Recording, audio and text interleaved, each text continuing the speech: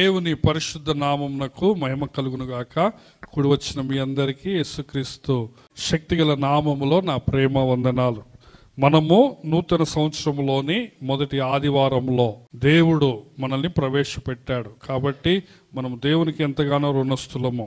మనం ప్రతి సంవత్సరము సంఘము కొరకు వాగ్దానాలను ప్రార్థనాపూర్వకంగా ఏర్పాటు చేసుకుంటాం. అందులో భాగంగానే ఈ సంవత్సరం కూడా దేవుడు మనకి చాలా గొప్ప వాగ్దానాలను దయచేశాడు కదా. మనము వాచ్ నెట్ సర్వీస్ రోజున విన్నాం. తర్వాత 29వ తారీఖున కూడా నేను ఈ యొక్క వాగ్దానం నుంచే నేను బోధిస్తూ వచ్చాను. 1వ తారీఖున కూడా నేను వాగ్దాన సందేశాన్ని మనం విని ఉంటున్నాం. వాగ్దానాలు మనము ఎందుకు ఏర్పరచుకోవాలి అంటే మనకు దేవుని వాక్యములో ఒక నడిపింపు కోసం, ఒక ప్రత్యేకమైన నడిపింపు, ఒక ప్రత్యేకమైన గురి కలిగి ఆ సంవత్సరం అంతా మనము ఆ యొక్క అంశములో, ఆ యొక్క విషయంలో మనము ఎదగాలని మనము వాగ్దానాలు ఏర్పాటు చేసుకుంటాం. పోయిన సంవత్సరము మనము సువార్తను గూర్చి ఆ యొక్క సువార్తకు ప్రకటించాలనే వాగ్దానాలను మనం ఏర్పాటు చేసుకుని ఉంటున్నాం. ప్రాముఖ్యంగా యెహోషువ 1వ అధ్యాయములో నేను నీకు తోడై ఉన్నాను, దిగులు పడకము, భయపడకము అని ఆయన సెలవిస్తాడు కదా. అందులో భాగంగా మనము పై వచనాల్లో గమనిస్తే నీవు అడుగుపెట్టు ప్రతి స్థలమును నేను నీకు ఇస్తాను అంట. అందుకే మనము 2వ కీర్తనలో నుంచి మనము ఏం వాగ్దానము కలిగి ఉన్నామంటే, నన్ను అడుగుము జనములను నీకు సొత్తుగాను, భూదిగంతముల వరకు నేను నీకు స్వాస్థ్యముగా ఇస్తాను అన్న వాగ్దానాన్ని మనం చేసుకొని ఆ విధంగా దేవుడు మనల్ని సువార్త ప్రకటనలో ఆ విధంగా ముందుకు నడిపిస్తూ వచ్చాడు. కాబట్టి ప్రియమైన దేవుని బిడ్డలారా, ఈ యొక్క సంవత్సరానికై మనము మరొక 3 వాక్యాలను ప్రార్థనాపూర్వకంగా ఏర్పాటు చేసుకున్నాం. మొదటి వాగ్దానం ఏంటంటే, నిన్ను ఏమాత్రమును విడువను, నిన్ను ఎన్నడును ఎడబాయను అని హెబ్రీ 13:5లో నుంచి చూసాం. తర్వాత రెండవదిగా నిర్గమకాండం 40వ అధ్యాయము 36, 38 వచనాల్లో అక్కడ వ్రాయబడిన మాట ఏంటంటే, ఇదే వారి ప్రయాణ పద్ధతి, వారి సమస్త ప్రయాణములలో ఇలాగునే జరిగాను అని దేవుని తోడు గురించి, దేవుని యొక్క సన్నిధి గురించి, దేవుని యొక్క గాడ్స్ ప్రెజెన్స్ వాళ్ళతో ఉన్న సత్యాన్ని గురించి మనము ధ్యానించి ఉంటున్నాం. తర్వాత 3వ వాక్యము, 3వ వాగ్దాన పూర్వకమైన వాక్యము మనం యెషయా 43 నుంచి తీసుకొని ఉంటున్నాం. కాబట్టి మనము ఈరోజు యెషయా 43 మొదటి 13 వచనాలను మార్చి చదువుకొని మనము వాక్య ధ్యానంలోకి వెళ్దాం. యెషయా గ్రంథము 43వ అధ్యాయము మొదటి 13 వచనాలు. అయితే యాకోబు, నిన్ను సృజించిన వాడగు యెహోవా, ఇశ్రాయేలు నిన్ను నిర్మించిన వాడు ఇలాగు సెలవిచ్చున్నాడు, నేను నిన్ను విమోచించి ఉన్నాను, భయపడకుము, పేరు పెట్టి నిన్ను పిలిచి ఉన్నాను, నీవు నా సొత్తు. నీవు జలములలో బడి దాటునప్పుడు నేను నీకు తోడయ్యుందును, నదులలో బడి వెళ్ళునప్పుడు అవి నీ మీద పొర్లిపారవు. నీవు అగ్ని మధ్యను నడుచున్నప్పుడు కాలిపోవు, జ్వాలలు నిన్ను కాల్చవు. యెహోవానగు నేను నీకు దేవుడను, ఇశ్రాయేలు పరిశుద్ధ దేవుడనైన నేనే నిన్ను రక్షించువాడును. నీ ప్రాణ రక్షణ క్రయముగా ఐగుప్తును ఇచ్చి ఉన్నాను, నీకు బదులుగా కూషును సేబాను ఇచ్చి ఉన్నాను. ప్రియుడవైనందున గనుడవైతివి, నేను నిన్ను ప్రేమించుచున్నాను గనుక భయపడకుము, నేను నీకు తోడై ఉన్నాను. తూర్పు నుండి నీ సంతానమును తెప్పించెదను, పడమటి నుండి నిన్ను సమకూర్చి రప్పించెదను. అప్పగింపుమని ఉత్తర దిక్కునకు ఆజ్ఞ ఇచ్చేదను, బిగబొట్టవద్దని దక్షిణ దిక్కునకు ఆజ్ఞ ఇచ్చేదను.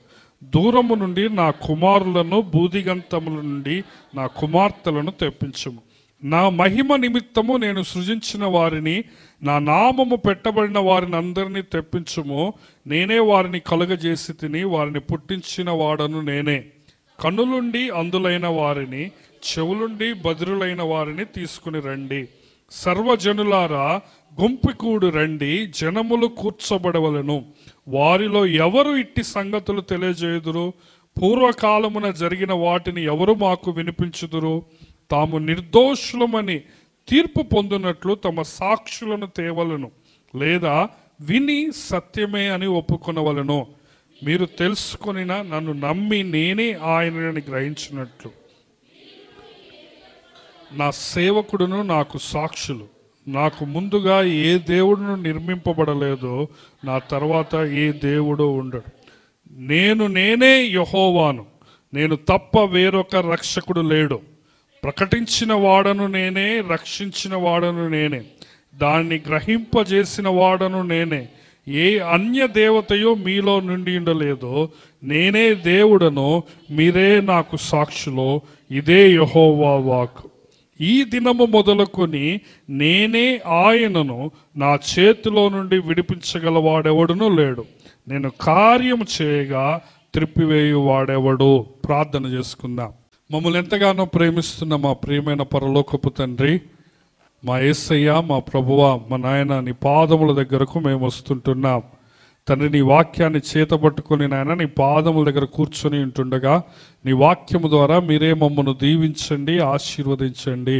అల్పుడు, అయోగ్యుడు, అపరాధి, బలహీనుడు నాయన నీ పక్షాన్ని నిలవబడుతుంటుండగా కనికరించి కృపను దయచేసి నాయన అభిషేకించి ప్రభువా నీ నోటికి బూరగా నన్నే వాడుకొనమని ప్రార్థన చేస్తూ ఉంటున్నాం తండ్రి. కనికరించు నాయన తండ్రి, నీ సహాయం దయచేయండి, నీవే బలపరచండి నాయన తండ్రి. ఇక్కడ చేరిన వారందరితో నాయన నీ యొక్క పరలోకపు మాటలు దయచేయండి నాయన. మాలో ఉన్న బలహీనతలన్నీ తీసివేయండి నాయన, ప్రతి డిస్టర్బెన్స్ని తీసివేయండి నాయన, ప్రతి ఆటంకాన్ని, అభ్యంతరాన్ని నాయన యేసునామములో బంధిస్తుంటున్నాం.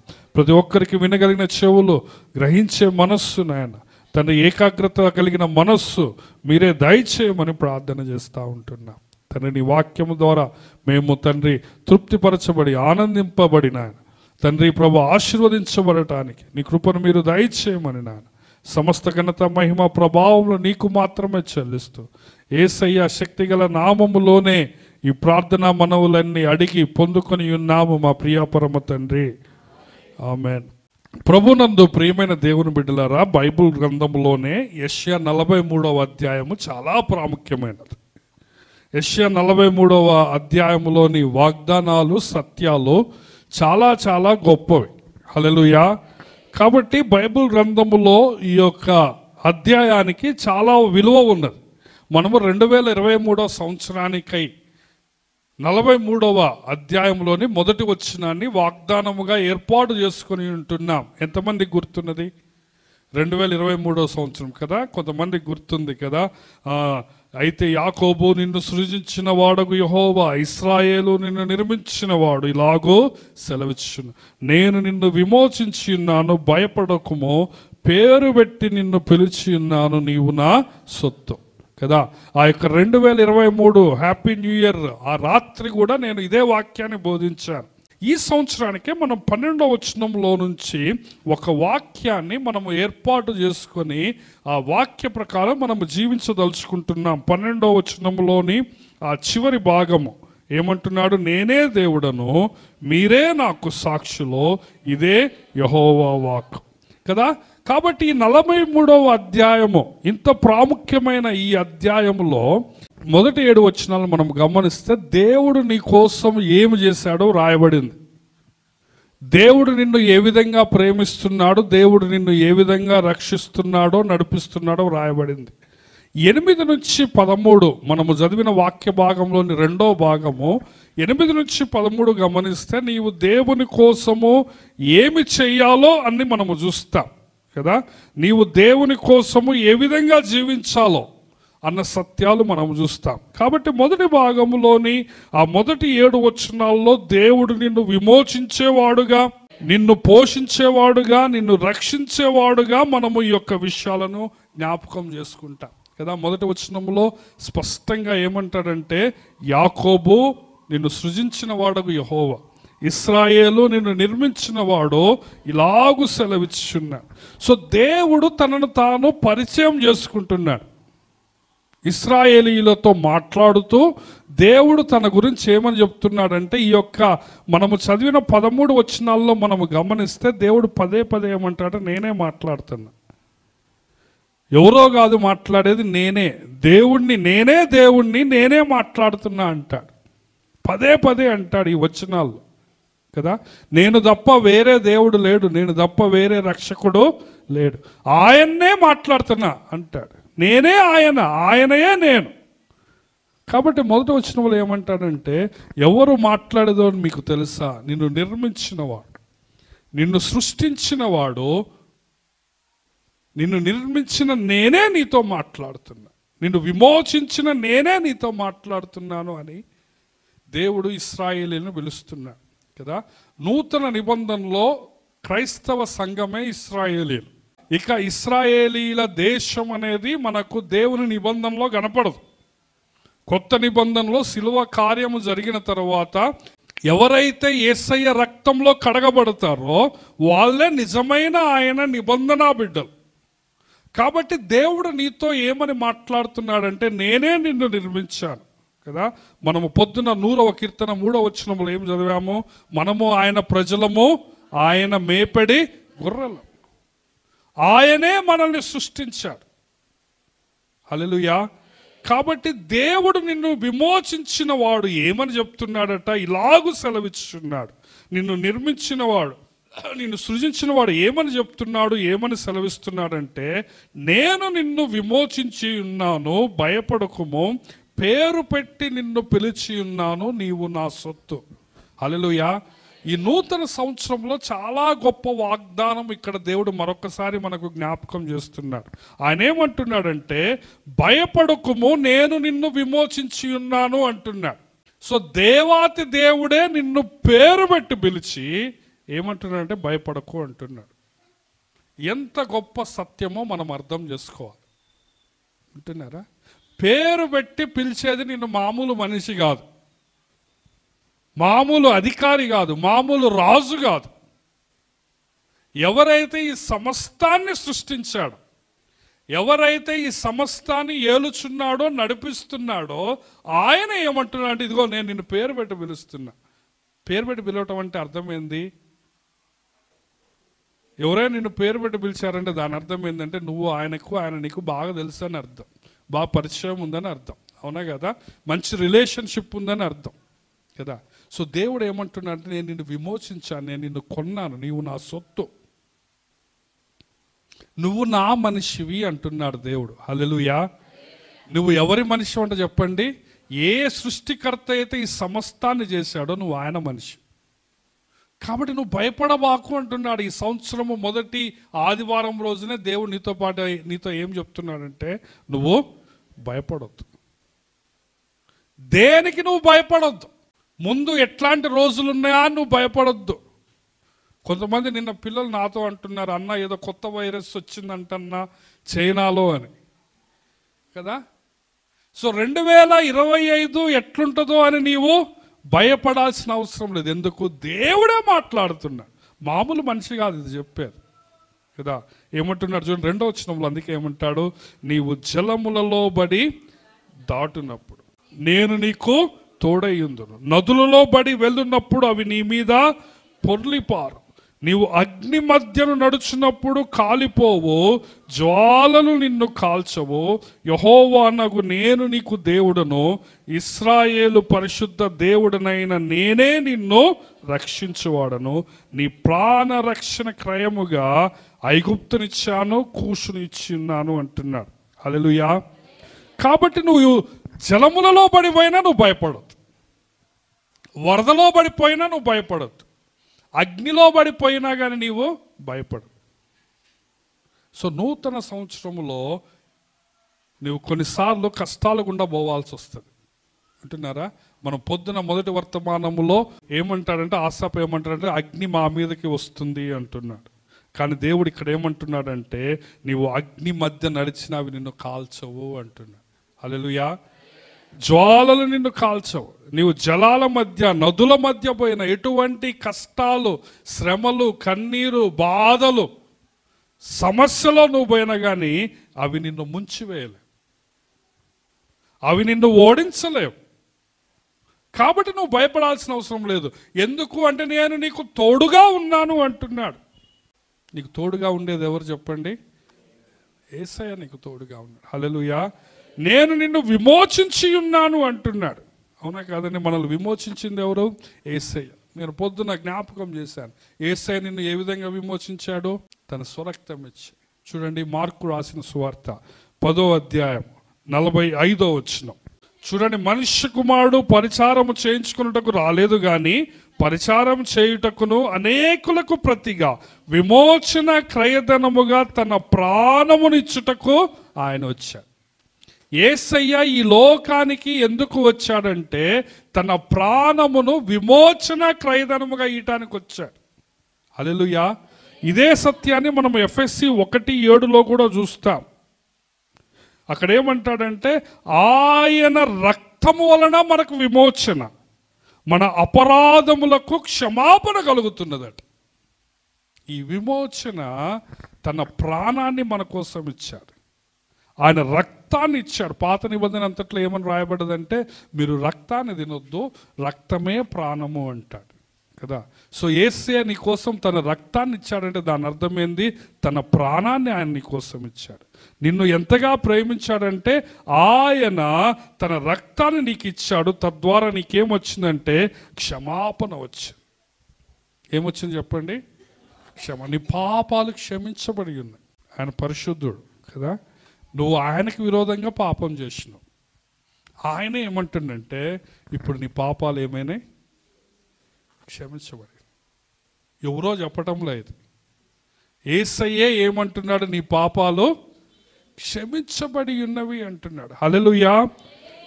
ఏ విధంగా ఆయన రక్తము నిన్ను క్షమిస్తా ఉంది కదా. ఆయన పరిశుద్ధ రక్తము. పేతురు భక్తుడైతే ఆ యొక్క రక్తాన్ని గూర్చి చాలా గొప్పగా చెప్తాడు. చూడండి, 1 పేతురు 1 అధ్యాయము 18-19 వచనాలు. మనకు విమోచన అనుగ్రహించబడ్డది, రక్తము ద్వారా విమోచన అనుగ్రహించబడ్డది అంటున్నాడు. ఆ రక్తము ఎట్లాంటిదంట? చూడండి ఏమంటున్నాడు 18వ వచనము, పితృపారంపర్యమైన మీ వ్యర్థ ప్రవర్తనను విడిచిపెట్టునట్లుగా వెండి బంగారముల వంటి క్షయ వస్తువుల చేత మీరు విమోచింపబడలేదు. నీ కోసము నిన్ను కొనటానికి, నిన్ను సంపాదించటానికి నీ కోసం పెట్టిన వెల వెండి కాదు, బంగారం కాదు. ఈ రోజుల్లో వెండికి బంగారానికి ఎంత విలువిస్తాం మనం? అవునా కదా, చాలా విలువిస్తాం వెండి బంగారం అంటే. ఈ రోజుల్లోనే కాదు, బైబిల్ గ్రంథం రాయబడిన రోజుల్లో కూడా వెండికి బంగారానికి చాలా విలువ ఉంది. కానీ పేతురు గారు ఏమంటుండంటే మిమ్మల్ని వెండితో కొనలే, బంగారంతో కొనలే. ఎట్లా కొన్నాడట? చూడండి 19వ వచనం, అమూల్యమైన రక్తము చేత అనగా నిర్దోషమును నిష్కలంకమునకు గొర్రె పిల్ల వంటి క్రీస్తు రక్తము చేత మీరు విమోచింపబడితిరి అంటున్నాడు. హల్లెలూయా. బంగారం వెండికి ఆయన రక్తానికి ఎటువంటి పోలిక లేదు. ఈ బంగారం వెండికి క్షమ అయిపోతుంది. కానీ యేసయ్య నిన్ను ఎట్లా సంపాదించాడు చెప్పండి? తన యొక్క నిర్దోషమైన రక్తం. ఎవరన్నా నిన్ను బంగారం పెట్టి విడిపించారనుకోండి, నువ్వెంత కృతజ్ఞత కలిగి ఉంటావు? నువ్వు ఏదైనా తప్పు చేసినావు కదా, నీకోసం వాళ్ళు బంగారం అంతా అమ్మి నీకు శిక్ష పడకుండా తప్పించారనుకోండి, నిన్ను విడిపించారు, నువ్వెంత కృతజ్ఞత కలిగి ఉంటావు? కానీ యేసయ్య బంగారం కాదు నీకోసం పెట్టారు. ఏం పెట్టారు చెప్పండి? ఎందుకు అంటే పైన 18వ వచనంలో ఏమంటాడంటే పితృపారంపర్యమైన మీ వ్యర్థ ప్రవర్తనను విడిచిపెట్టాలని. ఆయన నిన్ను ఎందుకు విమోచించాడు అంటే నీ వ్యర్థ ప్రవర్తన నువ్వు విడిచిపెట్టినట్లుగా నిన్ను విమోచించాడు. హల్లెలూయా. మా అమ్మ కానుంచి మా నాన్న కానుంచి ఇది వస్తూ ఉంది, నేను దీన్ని వదిలిపెట్టలేను అంటే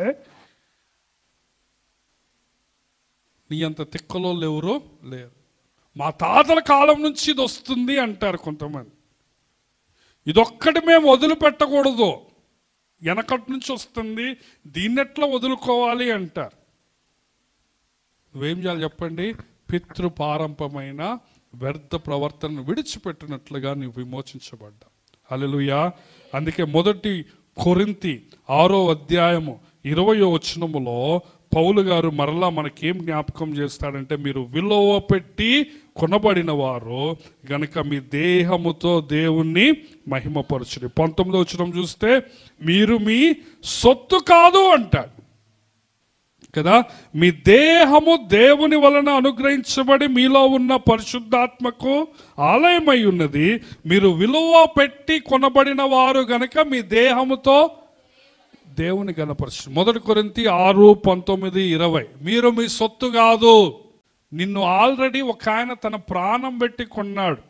నిన్ను దేవుడు నీ కోసం ప్రాణం ఇచ్చి నిన్ను కొన్నాడు. కాబట్టి నీవు నీ సొత్తు కాదు. నీ దేహం ఎవరిది? దేవుడు. నీ జీవితం ఎవరిది? కాబట్టి నీవు నీ దేహముతో నీ దేవుణ్ణి నీవు గణపరచాలి. నీ జీవితముతో నీ దేవుణ్ణి నువ్వు గణపరచాలి. నువ్వు నిజంగా విమోచింపబడితే. హల్లెలూయా. ఇక నేను నా ఇష్టం అండి, నేను బ్రతుకుతానండి, నా ఇష్టం వచ్చినట్లు నేను జీవిస్తానండి అనడానికి లేదు. ఎందుకు? నిన్ను విమోచించాడు ఆయన, తన ప్రాణం బట్టి నిన్ను విమోచించాడు. అందుకే యెషయా 43లో కదా అక్కడ స్పష్టంగా ఏమంటారంటే మీరు మీ సొత్తు కాదు. మీరు ఎవరి సొత్తు చెప్పండి? నా సొత్తు అంటున్నాడు. హల్లెలూయా. కాబట్టి నీవు నీ జీవితం ద్వారా దేవుని గణపరచాలి. కాబట్టి దేవుడు ఏమంటున్నాడంటే నీవు జలంలో పడి దాటినప్పుడు, అగ్నిలో పడి దాటినప్పుడు నువ్వేం భయపడాల్సిన అవసరం లేదు. ఎందుకంటే నేను నిన్ను పేరు పెట్టి పిలిచాను, నేను నిన్ను విమోచించి ఉన్నాను అంటున్నాడు. మనము 74వ కీర్తన మొదటి 2 వచనాల్లో కూడా అదే చదివాం కదా. నీవు మమ్మల్ని సంపాదించావు, విమోచించావు అంటాడు కీర్తనకారు. కాబట్టి నీవు నీ యొక్క విలువను నీవు అర్థం చేసుకో. ఈ కొత్త సంవత్సరంలో ఫస్ట్ సండే రోజున నీ విలువ నీకు అర్థం కావాలి. నీ విలువ నీకు అర్థమైతే నీ జీవితం మారిపోతుంది. నీ విలువ నీకు అర్థమైతే నువ్వు ఇంకా ఆ యొక్క రూపాయి 2 రూపాయలు అమ్మడి పడిపోవు. నువ్వు ఎంత గొప్పవాడవో, నువ్వు ఎంత గొప్పదానవో ఆ సత్యం నీకు అర్థం కావాలి. నీవు నిజంగా రక్షింపబడిన వ్యక్తివైతే నీ విలువ చాలా గొప్పది. నీ కోసము యేసయ్య తన అమూల్యమైన రక్తాన్ని కాచి నిన్ను విమోచించాడు, నిన్ను పేరు పెట్టి ఆయన పిలిచాడు. నీవు నా సొత్తు అని ఆయన అంటున్నాడు. కాబట్టి నీ వ్యర్థ ప్రవర్తన ఆయన విడిచిపెట్టమంటున్నాడు. నీ దేహముతో ఆయనని గణపరచమంటున్నాడు. నీవు చాలా గొప్ప దేవునికి, నిజమైన దేవునికి చెందిన వాడవు, చెందిన దానవు. కాబట్టి నీవు ఆ పేరుకు తగ్గట్లుగా ఉండాలి, ఆ సత్యానికి తగ్గట్లుగా ఉండాలి. నీ విలువ నీకు అర్థం కావాలి. ప్రధానమంత్రి గారి కొడుకు, ముఖ్యమంత్రి గారి కొడుకు వచ్చి మన ఇక్కడున్న పిల్లగాలతో గోళీలాట ఆడతాడా? ఎందుకు? వాని విలువ అది. సో నీవు దేవుని బిడ్డగా ఆ విలువ నీకు అర్థం కావాలి. చూడండి ఇక కింద ఏమంటున్నాడు చూడండి, 3వ వచనం. యెహోవానగు నేను నీకు దేవుడను, ఇశ్రాయేలు పరిశుద్ధ దేవుడినైన నేను నిన్ను రక్షించువాడను, నీ ప్రాణ రక్షణ క్రయముగా ఐగుప్తు నీకు. సో దేవుడు ఏమంటున్నాడంటే నేను నిన్ను రక్షించువాడను, నేను నీకు దేవుడును అంటున్నాడు. ఈ మాటలు అనేది ఎవరు అల్లాటప్ప మనిషి కాదు. ఎవరైతే నిజమైన దేవుడు ఉన్నారో, ఈ లోకంలో ఒకే ఒక్క దేవుడు ఉన్నాడు కదా, ఆయన ఏమంటున్నాడు తెలుసా? నిన్ను రక్షించటానికి నేను ఈవెన్ ఐగుప్తును నాశనం చేసిన, నిన్ను రక్షించటానికి నేను ఫరోని తన సైన్యాన్ని ఎర్ర సముద్రంలో ముంచివేసిన. నువ్వంటే నాకు అంత ప్రేమ. అందుకే 4వ వచనంలో ఏమంటున్నారు చూడండి, అందరు చూడాలి. 4వ వచనం. నీవు నా దృష్టికి ప్రియుడవైనందున గనుడవైతివి, నేను నిన్ను ప్రేమించున్నాను గనుక నీకు ప్రతిగా మనుషులను అప్పగించున్నాను, నీ ప్రాణమునకు ప్రతిగా జనములను అప్పగించు. ఇది దేవుని ప్రేమ. నీవు నా దృష్టికి ప్రియుడవైనందున గనుడవైతివి. ఇది ఇశ్రాయేలుతో దేవుడు పాత నిబంధనలో చెప్తున్నాడు.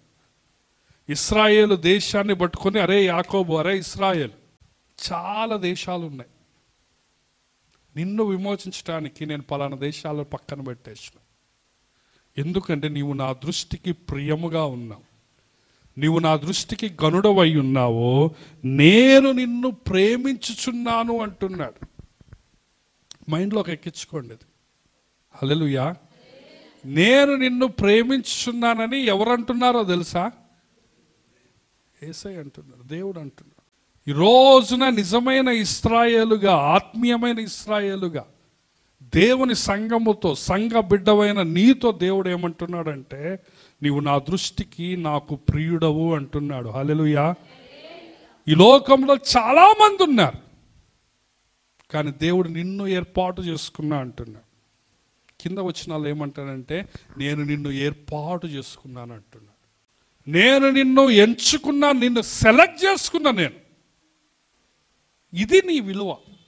నీ విలువ నువ్వు చేసే పనిలో లేదు, నీ విలువ నువ్వు చేసే ఉద్యోగంలో లేదు, నీ విలువ నీ యొక్క ఆస్తిలో లేదు, నీ విలువ నీ ఇంట్లో లేదు, నీ విలువ నీ ఇంటికి ఉన్న ఆ యొక్క స్థలానికి బట్టి, నీ ఎలివేషన్ బట్టి లేదు, నీ విలువ నీకున్న వాహనం బట్టి కాదు వచ్చేది, నీ విలువ నువ్వు వేసుకున్న బట్టల్ని బట్టి కాదు వచ్చేది.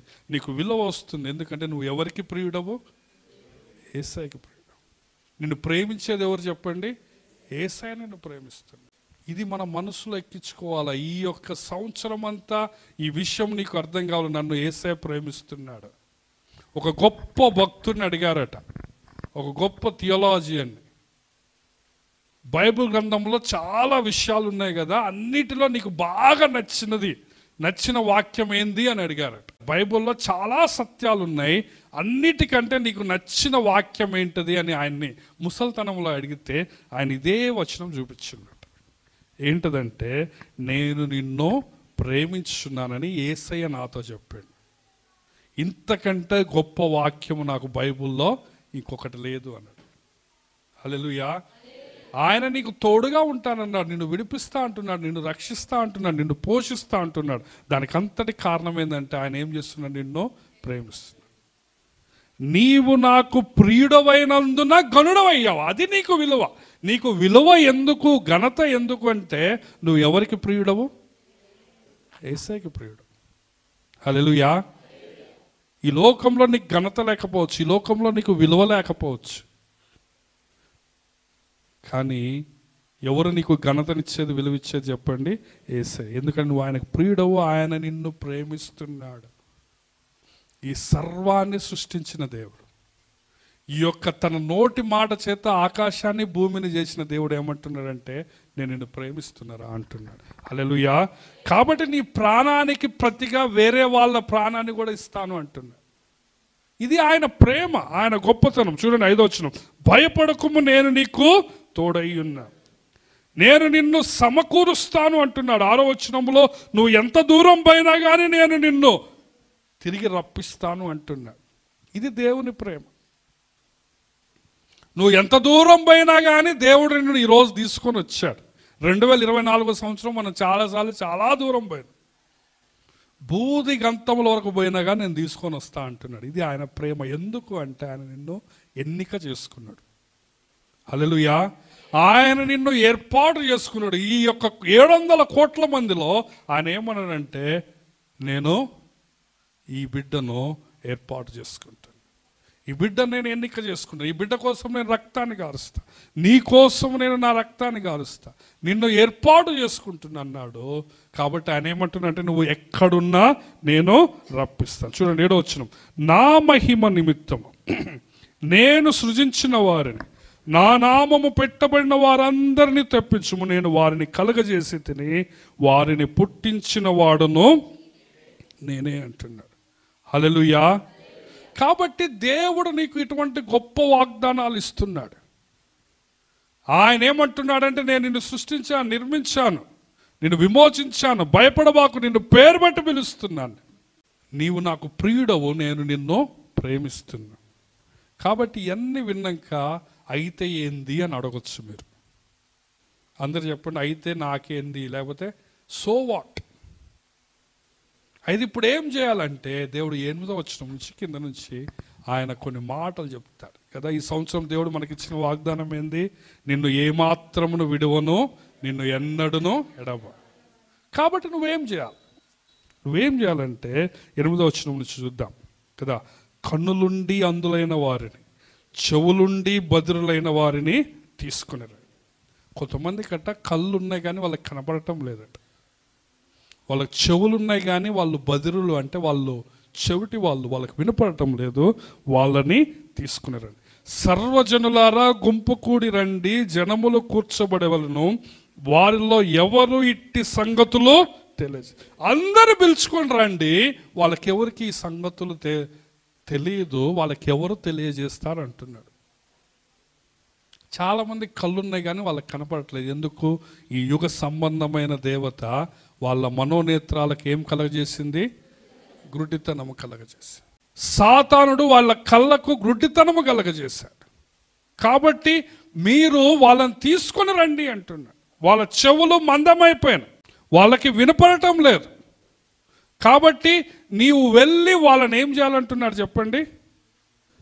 తీసుకొని రావాలి. ఇక్కడ ఒక కోర్ట్ రూమ్ సెట్టింగ్ లాగా మాట్లాడతాడు చూడండి. అందరిని తీసుకొని రావాలి, వాళ్ళకి సత్యం చెప్పాలా, వాళ్ళ సత్యం ఒప్పుకోవాలి అంటున్నాడు. సాక్షులను తీసుకొని రండి అంటున్నాడు. 10వ వచనం చూడండి. మీరు తెలుసుకొని నన్ను నమ్మి నేనే ఆయనని గ్రహించినట్లు మీరును నేను ఏర్పరచుకున్న నా సేవకుడును నాకు సాక్షులు. నాకు ముందుగా ఏ దేవుడు నిర్మింపబడలేదు, నా తర్వాత ఏ దేవుడు ఉండడు. 9వ వచనం చూస్తే, పూర్వకాలమున జరిగిన వాటిని ఎవరు మాకు వినిపించుదురు? తాము నిర్దోషులమని తీర్పు పొందినట్లు తమ సాక్షులను తేవలను, లేదా విని సత్యమే అని ఒప్పుకొనవలను అంటున్నాడు. హల్లెలూయా. యేసు ప్రభు ఏమంటున్నాడంటే ఇక్కడ, మీరు అందరిని తీసుకొని రండి, వాళ్ళ గురించి చెప్పుకోమనండి. వాళ్ళది సత్యమే అయితే వాళ్ళని సాక్షులు తీసుకురామనండి. కానీ మీరు నాకు సాక్షులుగా ఉండి నా గురించి చెప్పాలి అంటున్నాడు. హల్లెలూయా. మీరు నాకు సాక్షులుగా ఉండి నా కోసం మీరు సాక్షిగా నిలవబడి నా గురించి చెప్పాలి అంటున్నాడు. 9వ వచనం, సర్వజనులారా గుంపు కూడి రండి, జనములు కూర్చోబడవలను, వారిలో ఎవరు ఇట్టి సంగతులు తెలియజేయదు. పూర్వకాలమున జరిగిన వాటిని ఎవరు మాకు వినిపించదు.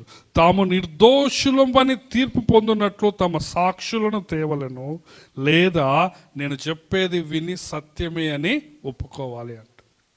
సో సాక్ష్యం చెప్పటం అనేది చాలా ఇంపార్టెంట్. దేవుడు నిన్ను సాక్షిగా ఉండటానికి పిలుస్తున్నాడు. దేవుడు నిన్ను ఎందుకు ఏర్పాటు చేసుకున్నాడంటే నువ్వు సాక్షిగా ఉండాలని ఏర్పాటు చేసుకున్నాడు. దేవుడు ఏమంటున్నాడు? నేను అందరిని తీసుకొని వస్తా, వాళ్ళ కూడా సాక్ష్యం తెచ్చుకోమని. నిజంగా వాళ్ళకి దేవుడు ఉంటే, వాళ్ళు సాక్షులు లేరు కాబట్టి నేను చెప్పింది విని వాళ్ళు నమ్మాలి అంటున్నారు. చూడండి 10వ వచనము, మీరు తెలుసుకొని నన్ను నమ్మి నేనే ఆయనని గ్రహించినట్లు మీరును నేను ఏర్పరచుకున్న నా సేవకుడును నాకు సాక్షులు. నాకు ముందుగా ఏ దేవుడు నిర్మింపబడలేదో, నా తర్వాత ఏ దేవుడు ఉండడు. నేనే యెహోవాను, నేను తప్ప వేరొక రక్షకుడు లేడు. ప్రకటించిన వాడను నేనే, రక్షించిన వాడను నేనే, దాన్ని గ్రహింపజేసిన వాడను నేను. ఏ అన్య దేవతయు మీలో ఉండి ఉండలేదు. నేనే దేవుడను, మీరే నాకు సాక్షులు, ఇదే యెహోవా. సో దేవుడు మొట్టమొదటిగా ఏమంటున్నాడంటే 10వ వచనం గమనిస్తే, మీరు తెలుసుకొని నన్ను నమ్మి నేనే ఆయనని గ్రహించినట్లు నేను మిమ్మల్ని ఏర్పరచుకున్నాను అంటున్నాడు. మిమ్మల్ని నేను నా సేవకుడిగా ఏర్పరచుకున్నాను, నాకు సాక్షులుగా ఏర్పరచుకున్నాను అంటున్నాడు. సో నిన్ను సేవకుడిగా దేవుడు ఏర్పాటు చేసుకున్నాడట. ఇశ్రాయేలుతో దేవుడు ఏమంటున్నాడో తెలుసా? నీవు నా సేవకుడవు అంటున్నాడు. హల్లెలూయా. చూడండి దేవుడు నీకు ఎంత భాగ్యం ఇస్తున్నాడో చూడండి. ఎందుకు నిన్ను ఆయన సాక్షిగా పెట్టుకున్నాడంటే 10వ వచనం ప్రారంభ భాగంలో మీరు తెలుసుకోవాలా, మీరు నమ్మాలా, మీరు గ్రహించాలా. 3 విషయాలు చెప్పండి. తెలుసుకోవాలా, నమ్మాలా, గ్రహించాలి. మొట్టమొదటిగా దేవుడు నీవు సాక్ష్యం చెబితే ఆ తెలవనోడు, కళ్ళు లేనోడు, వినలేనోడు వాడు తెలుసుకొని వాడు నమ్మి వాడు గ్రహిస్తాడు కాబట్టి మీరు సాక్ష్యం చెప్పాలి అని చెప్పటంలే. దేవుడు మొట్టమొదటి ఏమంటున్నాడంటే, నేను నిన్ను ఎందుకు ఏర్పాటు చేసుకున్నానో తెలుసా, నేను నిన్ను ఎందుకు సాక్షిగా పెట్టానో తెలుసా, నేను నిన్ను ఎందుకు విమోచించానో తెలుసా. ఎందుకంటే మీరు తెలుసుకోవాలి, మీరు నమ్మాలా, మీరు గ్రహించాలి. ప్రియమైన దేవుని బిడ్డలారా, ఈ రోజున ఇక్కడ కూర్చున్న వాళ్ళకి చాలా మందికి నీ విలువ నీకు తెలియదు. నీ విలువ నీవు నమ్మటం లేదు. నీవు ఎంత గొప్ప స్థానము దేవుడు నీకు ఇచ్చాడో నీవు గ్రహించటం లేదు. దేవుడు నిన్ను ఎంతగా ప్రేమిస్తున్నాడో నీవు ఇంకా ఆ ఎల్కేజీ అంతా కూడా నీవు తెలుసుకోలే. అర్థమవుతున్నదండి? కాబట్టి దేవుడు ఏమంటాడు? నువ్వు తెలుసుకో, నువ్వు నమ్ము, నువ్వు గ్రహించు అంటున్నాడు. కాబట్టి మనం ఈ ప్రార్థన చేసుకోవాలి. దేవా నీ ప్రేమను తెలుసుకోవటానికి నాకు సహాయం చేయి, నీ ప్రేమను నమ్మటానికి నాకు సహాయం చేయి. యేసయ్య నీ యొక్క ప్రేమను నేను గ్రహించటానికి నాకు సహాయం చేయని నువ్వు ప్రార్థన చేసుకో. ఈ రోజున మన ముఖాల్లో ఎందుకు ఆనందం లేదు, మన ముఖాల్లో ఎందుకు బాధ ఉన్నది, మనలో ఇంకా ఎందుకు టెన్షన్ ఉన్నది, మనలో ఇంకా ఎందుకు ఆందోళన, మనం ఎందుకు చిన్న చిన్న సమస్యలకి కృంగిపోతున్నాము అంటే నీకు దేవుని ప్రేమ తెలవటం లేదు. నీకు దేవుడు నిన్ను ఎంతగా ప్రేమిస్తున్నాడో, ఆయన నీ కోసం ఏమి చేశాడో, నీకు ఎంత ఘనత ఇచ్చాడో నీవు అది నమ్మటం లేదు. దేవుడు నిన్ను ఎంతగా ప్రియముగా ఎంచుకున్నాడో అది నీకు గ్రహించటం లేదు, నీకు అర్థం కావటం లేదు. సో 3 విషయాలు. ఫస్ట్ ఏం చెప్పండి? తెలుసుకోవాలి. రెండోది నమ్మాలి. మూడోది గ్రహించాలి. సో 2025లో దేవుడు నీకు ఇది జ్ఞాపకం చేస్తున్నా. నేను మిమ్మల్ని ఏర్పాటు చేసుకున్నా, మిమ్మల్ని నేను సెలెక్ట్ చేసుకున్నా, మీరు అది తెలుసుకోవాలి. హల్లెలూయా. అది తెలుసుకుని అది నమ్మండి. నమ్మినాక అది మీరు అర్థం చేసుకోండి, గ్రహించండి.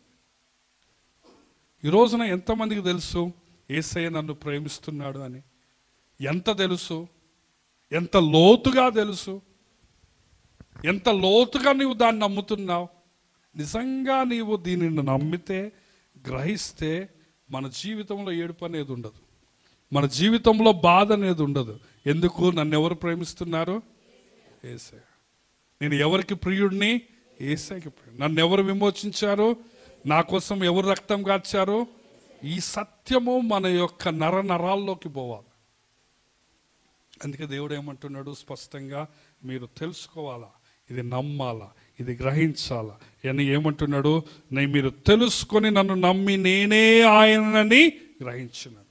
ఎవరైతే మిమ్మల్ని విమోచించారో నేనే ఆయన్ని, ఎవరైతే నిన్ను ప్రేమిస్తున్నారో నేనే ఆయనని మీరు అర్థం చేసుకోవాలని, మీరు నేను ఏర్పరచుకున్న నా సేవకుడు అంటే ఆ ఇశ్రాయేలు మొత్తాన్ని ఉపయోగించి నాకు సాక్షులు, నాకు ముందుగా ఏ దేవుడు నిర్మింపబడలేదు, నా తర్వాత ఏ దేవుడు ఉండడు. నేనే యెహోవాను, నాకు తప్ప వేరే రక్షకుడు లేడు. ప్రకటించిన వాడను నేనే, రక్షించిన వాడను నేనే, దాన్ని గ్రహింపజేసిన వాడను నేను. మాట్లాడేది నేనే, మనిషికి అర్థమయ్యేటట్లు చేసేది నేనే, మనిషిని రక్షించేది నేనే. ఏ అన్య దేవత లేదు నా తర్వాత, లేకపోతే నాకంటే ముందు, లేకపోతే నేను తప్ప వేరే దేవుడు ఎవరు లేరు. నేనే దేవుడను, మీరే నాకు సాక్షులు. ఇదే యెహోవా వాక్కు. కాబట్టి ఈ రోజున చాలామంది కళ్ళు లేని వాళ్ళు ఉన్నారు, అంటున్నారా? ఈ రోజున చాలామంది చెవులు లేని వాళ్ళు ఉన్నారు. నిజంగా కళ్ళు లేని వాళ్ళు కాదు, ఇక్కడ రాయబడిన మాట ఏంటంటే కళ్ళుండియో చూడలేదు. అందుకే మనము సువార్తకు పోయినప్పుడు, ప్రేయర్ వాక్కు పోయినప్పుడు మనం ఓపెన్ ప్రేయర్ అని చేస్తాం. ఏం ప్రేయర్ చెప్పండి?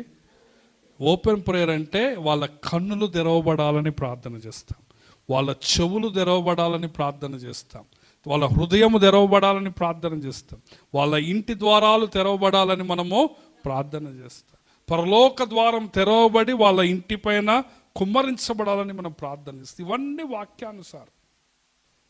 నీవు సాక్షిగా ఉండాలని దేవుడు నిన్ను ఏర్పాటు చేసుకున్నాడు. పరిశుద్ధాత్మ మీ మీదకి వచ్చినప్పుడు మీరు శక్తి నొందారు. అప్పుడు మీరు యెరూషలేములోను, యూదయలోను, సమరయలోను, బూదిగంతముల వరకు నాకు సాక్షులై ఉన్నారు. అపొస్తలుల కార్యములు 1వ అధ్యాయం 8వ వచనం. పౌలు గారిని దేవుడు పిలిచినప్పుడు తనకేం చెప్తున్నాడో మనం చూద్దాం. అపొస్తలుల కార్యములు 26వ అధ్యాయం. అపొస్తలుడైన పౌలు గారు తన సాక్ష్యంలో చెప్తాడు. 18వ వచనం చదవండి. వారు చీకటిలో నుండి వెలుగులోనికి, సాతాను అధికారం నుండి దేవుని వైపుకు తిరిగి నా యందలి విశ్వాసము చేత పాప క్షమాపణను, పరిశుద్ధపరచబడిన వారిలో స్వాస్థ్యం పొందినట్లు వారి కన్నులు తెరుచుటకై నేను నిన్ను వారి యొద్దకు పంపేదనని చెప్పాను. కాబట్టి అగ్రిప్ప రాజా, ఆకాశము నుండి కలిగిన ఆ దర్శనమునకు నేను అవిధేయుడను కాలేదు అంటున్నాడు. పౌలు తన సాక్ష్యాన్ని అగ్రిప్ప రాజుతో చెప్తూ ఏమంటున్నాడంటే, దేవుడు నన్ను ఒక సాక్షిగా పంపించాడు. ఎందుకు అంటే వాళ్ళని చీకటిలో నుంచి వెలుగులోకి తీసుకొని రావాలి, సాతాను అధికారము నుంచి దేవుని వైపుకు తీసుకొని రావాలి. తర్వాత వాళ్ళకి పాపక్షమాపణ, పరిశుద్ధులలో స్వాస్థ్యము, వారి కన్నులు తెరవటానికి దేవుడు నన్ను సాక్షిగా పంపాడు. నిజానికి నేను రక్షింపబడ్డప్పుడు ఇదే వాక్యము 2 సార్లు దేవుడు నాతో మాట్లాడాడు. నేను 10th క్లాస్ ఎగ్జామ్స్ రాసి, నేను చిన్నప్పటి నుంచి చర్చిలోనే ఉన్నా, చిన్నప్పటి నుంచి నేను సేవలోనే ఉన్నా, కానీ నేను మే 2వ తారీఖు 1996 సంవత్సరంలో మొదటిసారి నేను యేసయ్య నా పాపాలు క్షమించు, నా హృదయంలోనికి రా అని రక్షణ తీర్మానం చేసుకున్నా కదా. ఆ రక్షణ ప్రార్థన చేసుకున్న తరువాత నేను దేవుడు ఈ వాక్యం ద్వారా నాతో మాట్లాడాడు సేవకు రావటానికి. ఏమంటున్నాడంటే, నేను వాళ్ళ యొద్దకు నిన్ను పంపిస్తున్నాను అని దేవుడు నాతో మాట్లాడు. హల్లెలూయా. ఎందుకు అంటే వారి కన్నులు తెరవటానికి పంపిస్తున్నాడట. హల్లెలూయా. కాబట్టి ప్రియమైన దేవుని బిడ్డలారా, దేవుడు నిన్ను ఒక సాక్షిగా పెడుతున్నాడు. దేవుడు ప్రతి ఒక్కరిని సాక్షిగా పెడుతున్నాడు. ఈ రోజున మన యొక్క కాలనీకి, మన ఖమ్మం పట్టణానికి యేసయ్య సాక్షులు కావాలి. ఎందుకంటే వాళ్ళ కళ్ళు ఉన్నాయి కానీ వాళ్ళు చూడలేదు, వాళ్ళ చెవులు ఉన్నాయి కానీ వాళ్ళు వెళ్ళక, వాళ్ళకు మాట్లాడే దేవుడు ఉన్నాడని తెలియదు. ఈ రోజున నీ చుట్టుపక్కల ఉన్న వాళ్ళకి ప్రేమించే దేవుడు ఉన్నాడని తెలియదు, ప్రకటించే దేవుడు ఉన్నాడని తెలియదు, నిజముగా సృష్టిని చేసిన దేవుడు ఉన్నాడని తెలియదు, నిజముగా రక్షించే రక్షకుడు ఉన్నాడని తెలియదు. ఎందుకంటే వాళ్ళు చూడలేకపోతున్నారు, వాళ్ళు వినలేకపోతున్నారు. కాబట్టి దేవుడు ఏమంటున్నాడంటే, నువ్వు నాకు సాక్షిగా ఉంటావా అంటున్నాడు కదా. అపోస్తలుల కార్యములు 1వ అధ్యాయం 8వ వచనము, అప్పుడు పరిశుద్ధాత్మ మీ మీదికి వచ్చినప్పుడు మీరు శక్తిని అందుతారు, మీరు యెరూషలేములోను, యూదయ, సమరయలోను, బూదిగంతముల వరకు నాకు సాక్షి. అది అపోస్తలుల కార్యం 1:8.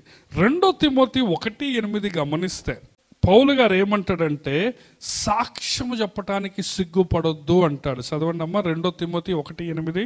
చూడండి, ప్రభు యొక్క సాక్ష్యమును గురించి నువ్వేం చేయొద్దట, సిగ్గుపడద్దు. సాక్ష్యము అంటే, ఇప్పుడు మీ ఇంట్లో మీ అబ్బాయి అనుకోండి, నీ కొడుకే అనుకోండి, లేకపోతే నీ క్లోజ్ ఫ్రెండే అనుకోండి, ఏదో తప్పు చేయకపోయినా జడ్జి గారు వాడిని ఉరిశిక్ష తీస్తా అంటుండు. ఏమంటుండే చెప్పండి? జడ్జి గారు ఏమంటుండే, వాడు తప్పు చేయలే, ఉరిశిక్ష. కానీ జడ్జి గారు నీకు ఫోన్ చేసిండు. ఫోన్ చేసి ఏమన్నాడంటే,